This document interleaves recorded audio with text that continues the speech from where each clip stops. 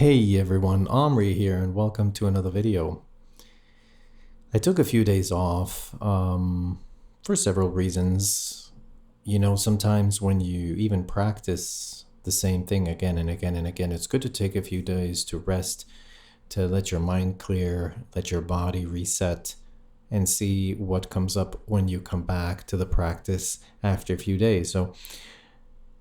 I never think about what I should talk about in these videos, and maybe I should, but in a sort of way, I've always been a believer in how things should develop organically.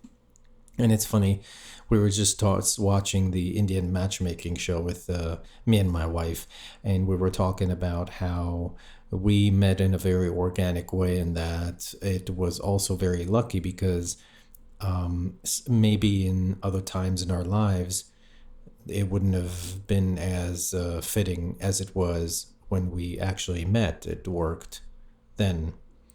And, I approach these talks and the practice the same way every day. When I step on the mat, I don't have necessarily a specific goal. I go for a feeling. How does my body feel? How does my mind feel? What does my body need that day? And in that way, I know that when I step off the mat, when I'm done with my practice, it feels really good because I addressed whatever attention and whatever I needed that day to build or to break down. There's legitimacy in everything. There's legitimacy in order. There's legitimacy in chaos. It really all depends on what you do with it and if it's in the right place, in the right time, in the right circumstances. Many times when I teach class, I observe where the students are that day. I've always done this since I started teaching. I remember they used to encourage me, plan your classes, write them down, write the sequences.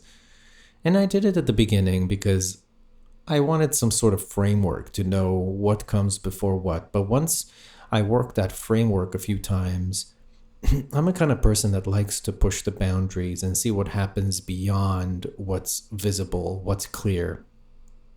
That's always for me been a space where I can explore things beyond the conventionality, and it spoke to my creative side. And yoga practice can be like that. It can be very rigid, very set. Like a Bikram practice, every class is exactly the same way. I remember when I started teaching Bikram a lot, at some point, just saying the dialogue again and again and again became really boring. And I found that I had to find different ways to make the practice more interesting beyond the dialogue. And lucky for me, when I started teaching vinyasa, I already had a lot of the bones, a lot of the basic structures in place. So when I started playing, I at least had the confidence and the know-how of how things work more or less. And it helped me to develop the skill that I needed to eventually find my own voice in the practice, which I believe my practice is very different than other practices out there. It's a very no-nonsense practice, which I appreciate a lot. I don't need a 15-minute warm-up. I get on the mat and I want to get going. I want to get things done. I want to feel like I'm sweating. I want to feel like it's hard work. And that's exactly what you'll find in my classes.